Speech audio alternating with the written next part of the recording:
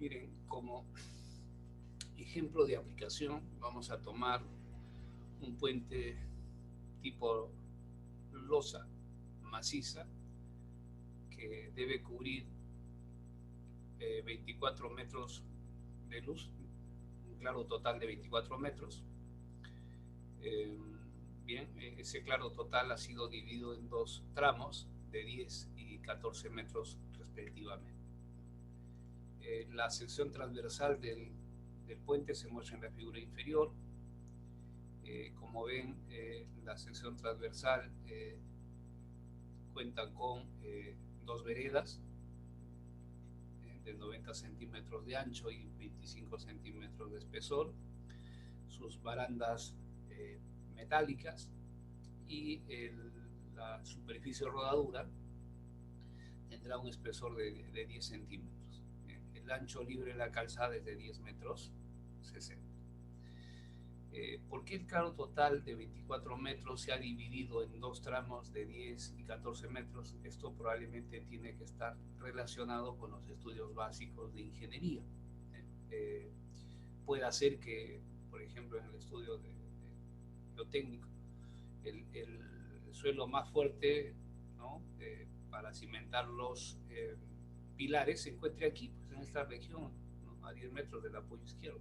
Entonces, esa es una condicionante para poder definir la ubicación de ese pilar. ¿Sí? En cuanto a, bueno, y hay otras cosas que probablemente, digamos, en el trayecto o ya más adelante iremos mencionando.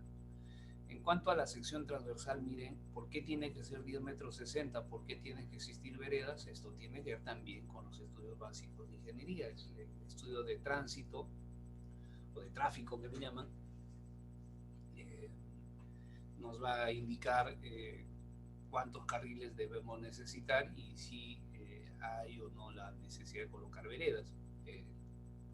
Como el puente probablemente está ubicado cerca de una zona urbana, entonces hay que colocarle sus veredas respectivas. Eh, bueno, entonces ya parte de la estructuración del puente está realizada, es decir, se han definido las distancias entre apoyos, entonces se tiene la sección transversal y quedan ciertas cositas por hacer, ¿no? Lo primero que vamos a desarrollar es la estructuración. Seleccionamos los materiales. Miren, en el caso de los puentes, la calidad del concreto se indica mediante clases. Hay clase A, clase B, clase C y clase S. La clase A es el concreto que, digamos,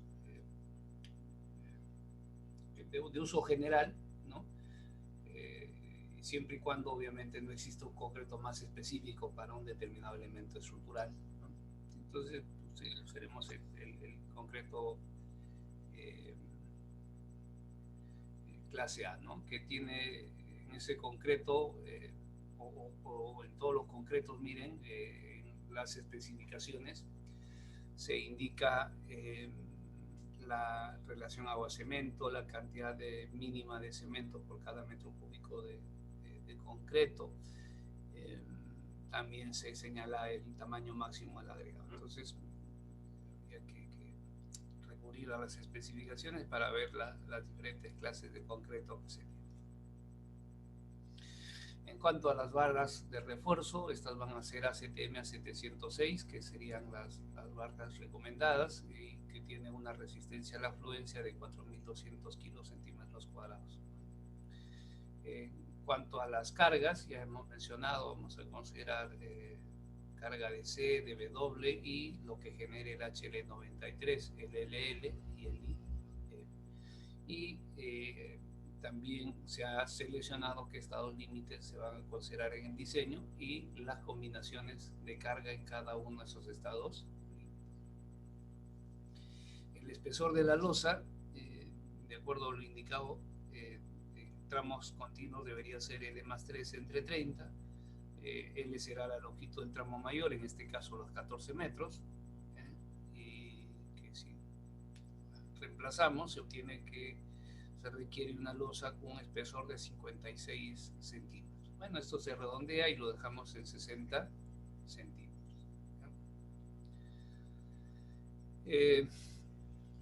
Vamos a digamos, darle una secuencia al diseño. Diseñaremos por resistencia y luego verificaremos el cumplimiento de los otros estados límites, es decir, servicio y fatiga.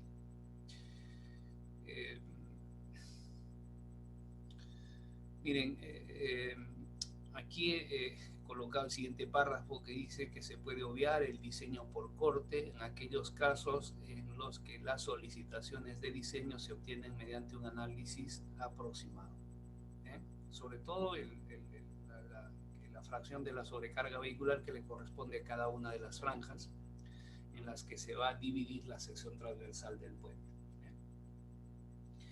Entonces, nosotros vamos a recurrir a un análisis aproximado para determinar cómo se va a distribuir la sobrecarga vehicular. Si es así, entonces solo hay necesidad de hacer el diseño por flexión, no hay necesidad de hacer el diseño por corte. Entonces, de aquí en adelante, lo que nos interesa es básicamente elaborar el diseño por flexión. En cada uno de los estados límites debe satisfacerse una ecuación, que la ecuación básica, decimos, ¿no? Que la capacidad siempre supere la demanda, ¿no? Bueno, con respecto a la capacidad, tenemos una serie de ecuaciones que nos van a permitir definir la capacidad del elemento estructural, y la demanda se tendrá que determinar de acuerdo al tipo de combinación de carga que se está tomando en cuenta, ¿no? Para la combinación resistencia 1, y considerando o tomando en cuenta las cargas indicadas, la solicitación de diseño puede quedar expresada de este modo, como el producto del modificador de carga, gamma PDC por DC más gamma PDW por DW más 1.75 DLL más IM. Bien, aquí hay que tener pendiente que los factores de carga permanente pueden tomar dos valores, un valor máximo y un valor mínimo, y que, bueno, cuando utilizar uno u otro va a depender con cuál de ellos se obtiene la solicitación extrema. En vista de que nuestro objetivo es hacer el diseño por flexión, lo que hay que determinar es los momentos de diseño, ¿no? Entonces, los momentos de diseño en ese estado límite queda expresado con esta expresión. Bien, como ven, el modificador de carga, y ya decimos el gamma PDC por el MDC, el gamma PDW por el MDW, y más 1.75 del MLL más el MI.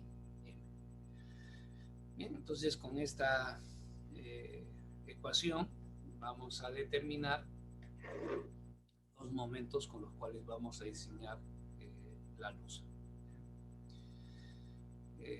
Bien.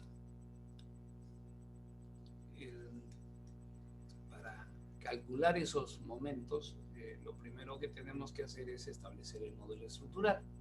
Como ya estableció el modelo estructural, luego cuantificaremos la magnitud de los momentos, ¿no? Miren, aquí en la primera figura se muestra la planta del puente, ¿bien? La planta. Notarán que el puente es, tal y cual hemos descrito, de dos tramos. Miren, este eje de acá, el eje A, representa el estribo de la izquierda, el eje B representa el pilar, y el eje C representa el estribo de la derecha. Ya les he mostrado cómo obtener el modelo estructural. Lo que hacemos es dividir la sección transversal en franjas que son perpendiculares a las líneas de apoyo. y esas franjas van a tener un ancho de 1 metro, van a tener un ancho unitario en realidad, ¿no?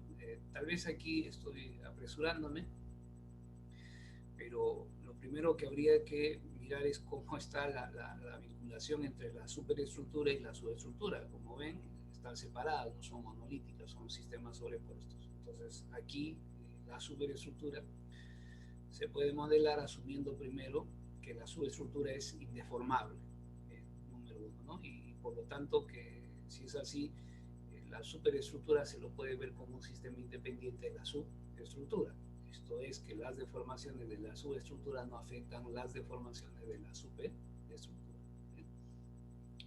Número 2, como cada paño tiene esas condiciones de borde que hemos mencionado anteriormente, 2 bordes opuestos apoyados y 2 bordes opuestos libres, entonces cada paño trabaja como una losa en una sola dirección. Si tenemos esa situación, entonces la losa se puede subdividir en una serie de franjas que son perpendiculares a la línea de apoyos. Esas franjas se recomienda tengan un ancho unitario. Entonces, ¿cómo? Se está mostrando acá. Miren, aquí estamos tomando una franja de la losa que es perpendicular a la línea de los apoyos. Luego decimos que cada franja actúa de manera independiente. Y por último, se desprecia el ancho de la franja. Si tenemos esas consideraciones, esta franja, la que he marcado acá en planta, se puede representar como si fuese una barra. Aquí esta línea horizontal, AB, BC, representa esta franja, ¿no? Que si hacemos un corte, el corte A va a mostrar pues una sección transversal que tiene un ancho de 1 metro y un peralte igual a H. Bien, entonces ya tengo el modelo geométrico de esta franja en cuestión, ¿no? Ahora, hay que asignarle las cargas a esta franja, ¿no? Tanto la carga permanente como la carga transitoria. Me estaba olvidando algo acá, disculpen, y es lo que quería recordar. Una vez que ya tenemos el modelado, la losa, ¿no? la franja, lo que debemos hacer luego es definir cómo va a estar vinculada la superestructura con la subestructura. Miren, en este caso en B es un apoyo fijo articulado, en A y en C son apoyos de expansión. Entonces, esa va a ser la manera en la que se van a vincular la superestructura con la subestructura, ¿no? Bien, entonces y ahí sí recién tenemos el modelo geométrico, ¿no? Hay que asignarle las cargas a esta franja. En este caso hay que asignarle la carga permanente y la porción de la sobrecarga vehicular que le corresponde a la franja en cuestión, ¿no? Con respecto a la carga permanente, bueno, hay que considerar la carga DC y la carga de W. En la carga DC habría que considerar solo el peso propio de la franja, porque recuerden, cada franja actúa de manera independiente, por lo tanto, a cada franja le corresponde los pesos que queden dentro de su ancho. Y dentro del ancho, dentro de 1 metro, a esta franja solo le corresponde su carga o su peso propio como carga DC, ¿no? Y luego también le corresponderá el peso de la superficie de rodadura que quede dentro de ese metro. Entonces al final tenemos un peso por unidad de longitud. Esto es, lo que hacemos es calcular cuánto pesa un metro lineal de esta franja, y ese peso por metro lineal lo representamos con una carga uniformemente distribuida que se define como WDC y WD. Entonces ya digamos tenemos definido el modelo estructural de esa franja, y también se le ha asignado la carga permanente correspondiente. Ahora miren, viene lo más difícil, que sería definir qué fracción del peso de un carril le corresponde a la franja en cuestión, a la franja de 1 metro. y eso tiene que ver con un término que nosotros le denominamos distribución transversal de la sobrecarga vehicular. ¿Eh? Miren,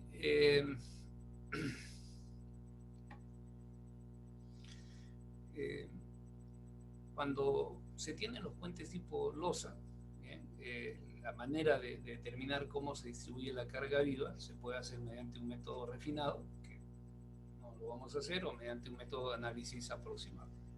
Para aplicar este método, recuerden, el ángulo de desviaje tiene que ser menor o igual que 30 grados. Bien.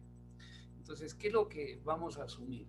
Vamos a considerar que el peso de un carril se distribuye transversalmente en una franja que tiene un ancho igual a E. Entonces, el peso de un carril se va a distribuir en una franja que tiene un ancho igual a E. Aquí tenemos la figura, miren. Estas dos líneas de ruedas representan el peso ya sea del camión o el tándem, y esta carga distribuida representa el peso de la carga de carril.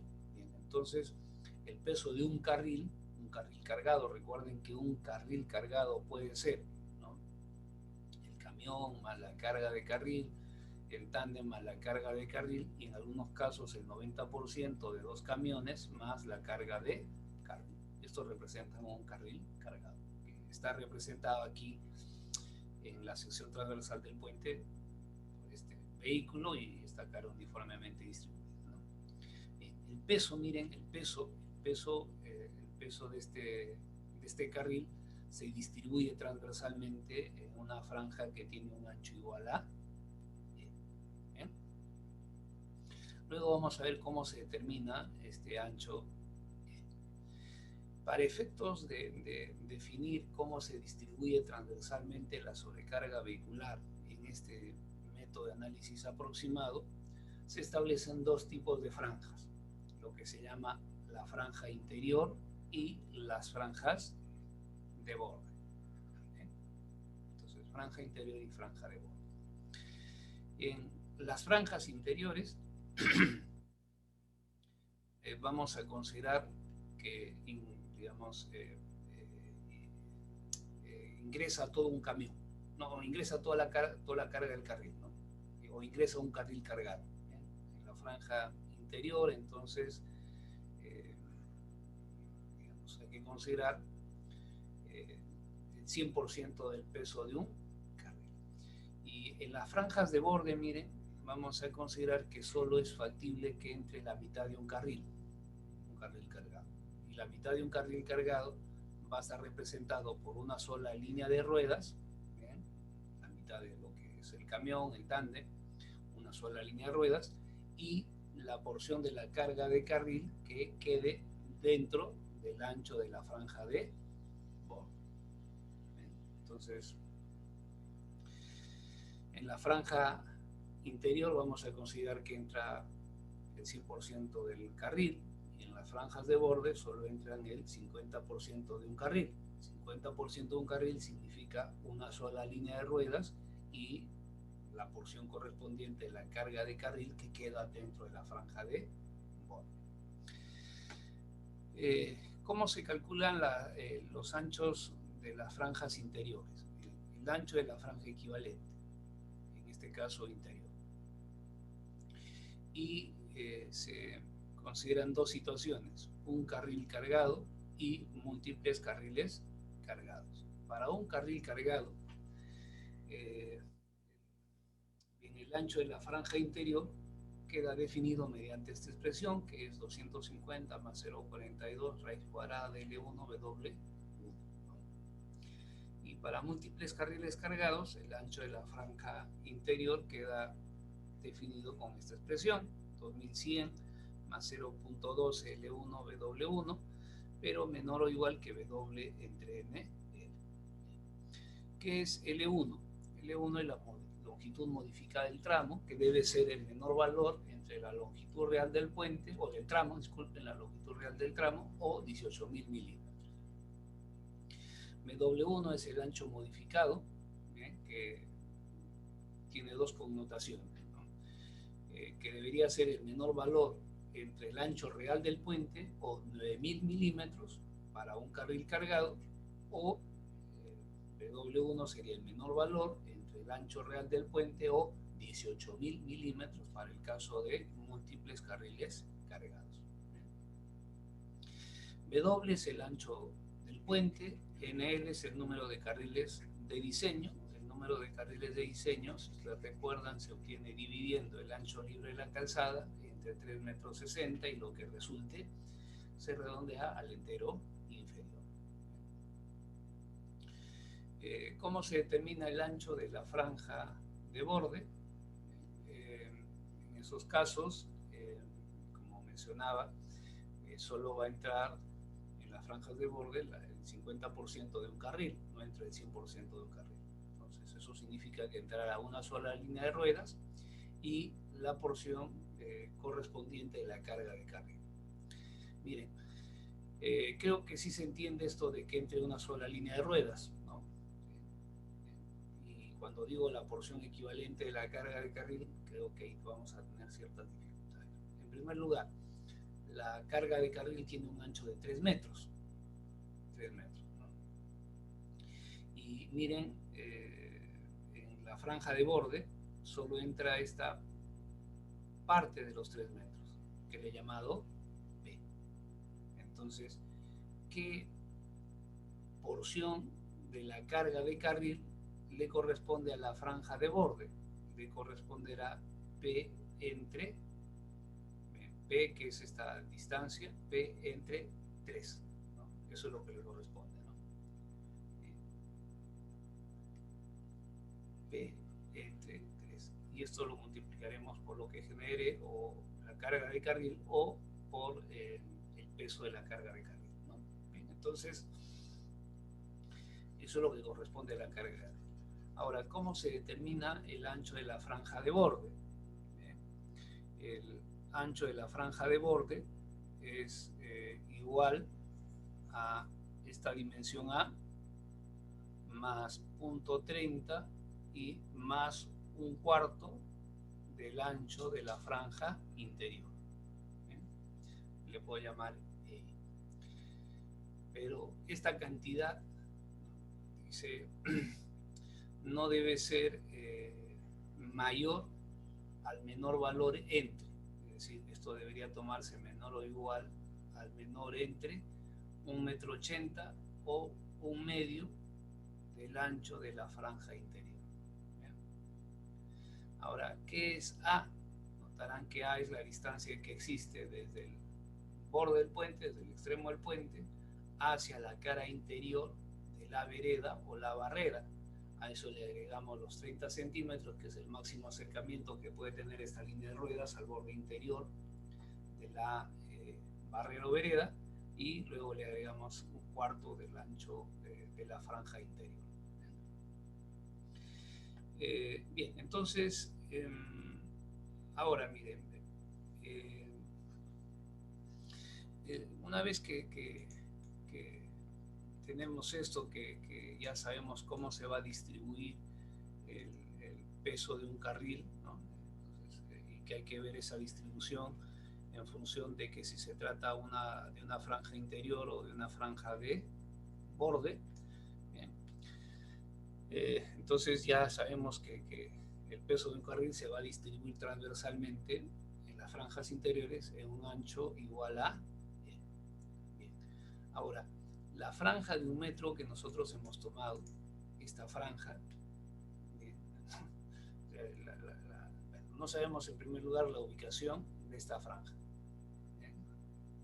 que puede ser una franja que se esté tomando por acá, no sé, ¿sí? No sabemos. Por ahora, lo que voy a hacer es considerar que esa franja queda dentro de la franja de borde.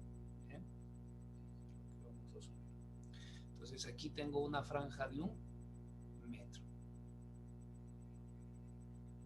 Una franja de 1 metro. Como verán, se desconoce la ubicación relativa de la franja con respecto al carril. Y ese desconocimiento, esa incertidumbre que se tiene, de algún modo es considerada en el cálculo de E. Este cálculo de E toma en cuenta ello, ¿no?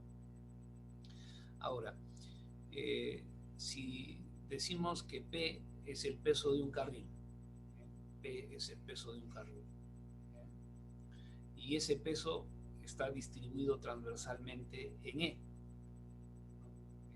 Entonces, a esta franja de 1 metro, ¿qué porción del peso le corresponde? Entonces, X sería igual a P entre E.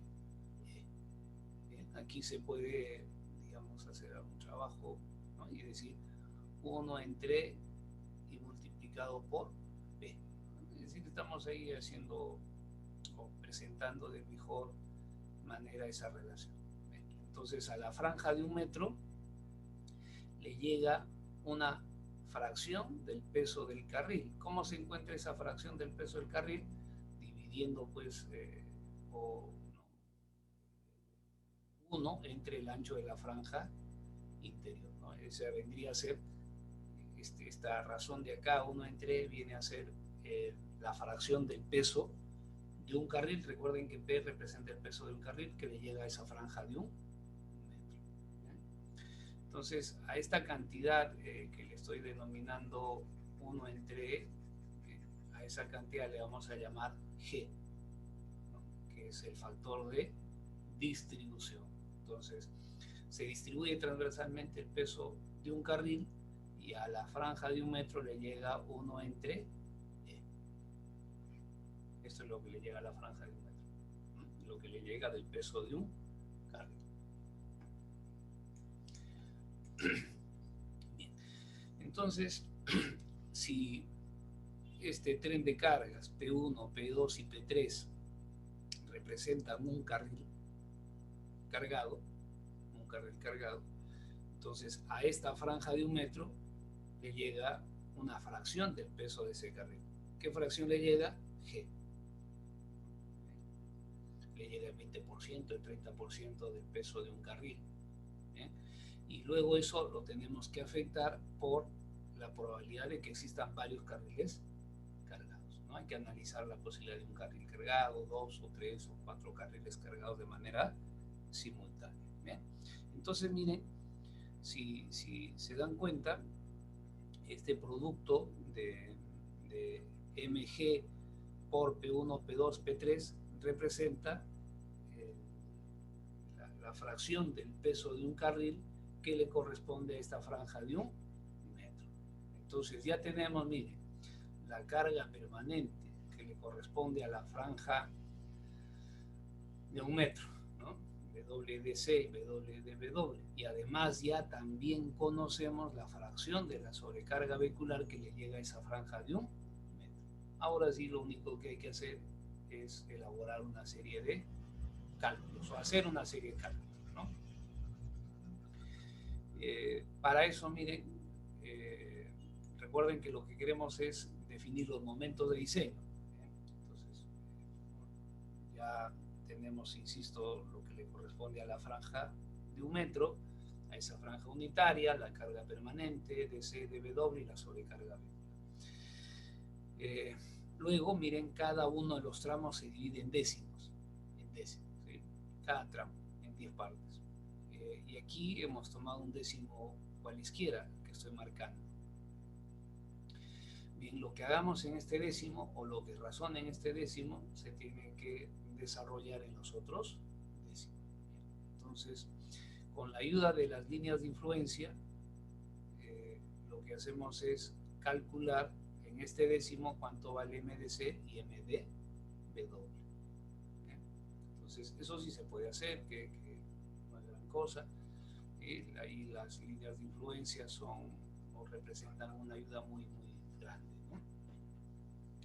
Y luego para ese mismo décimo, tomando en cuenta la fracción de la sobrecarga vehicular que le corresponde a la franja de 1 metro, para este décimo ubicamos el tren de cargas de modo tal de obtener el máximo momento positivo, los valores extremos, y el máximo negativo. Entonces ubicamos el tren de cargas de modo tal de obtener las solicitaciones extremas, ¿no? Los máximos positivos y los máximos negativos. Recuerden que estos dos resultados no se presentan de manera simultánea, se presentan para diferentes ubicaciones del tren de cargas. ¿Bien? Lo que sí se puede presentar de manera simultánea es la carga permanente con cualquiera de uno de estos dos. O sea, la carga permanente puede actuar con este momento de acá, o la carga permanente puede estar actuando con este momento. Bien. Entonces, una vez que ya hemos calculado el MDC, el MDW, el MLL, el MIM, los máximos positivos y negativos, el paso siguiente será combinar los momentos. Es decir, primero vamos a combinar la carga permanente más estos momentos de acá, y luego la carga permanente más estos momentos de acá. Y se combinan esas dos situaciones de carga con la intención de obtener el máximo momento positivo y el máximo momento negativo.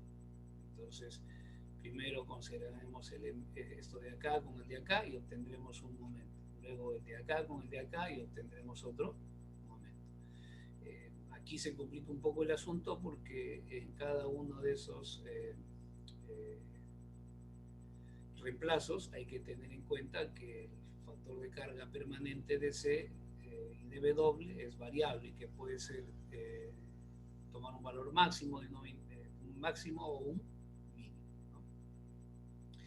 Bien, entonces luego miren, para cada uno de los décimos hay que determinar los máximos momentos positivos y los máximos momentos negativos. Esto hay que repetirlo para cada uno de los décimos. Luego graficamos estos momentos, por ejemplo, graficamos todos los momentos que corresponden a las partes positivas y luego los momentos negativos. Y vamos a obtener dos curvas, dos diagramas de momentos. Una vez que tenemos esos dos diagramas de momentos, lo que hacemos es tomar la envolvente de esos momentos, ¿no? Entonces, estas dos líneas envuelven a la que corresponde a momento positivo. Este es un envolvente de momentos, y aquí el momento positivo, esta línea de acá, envuelve a todos los otros momentos positivos. Entonces, lo que tengo aquí es la envolvente de momentos. En esa envolvente de momentos lo que obtenemos son los máximos momentos que se van a presentar en cada uno de los décimos de cada uno de los tramos de ese puente que estamos diseñando. Bien, entonces el objetivo es definir este envolvente de momentos. Bien, este envolvente de momentos va a ser nuestra primera labor y uno de los primeros esfuerzos a los cuales vamos a destinar nuestro tiempo.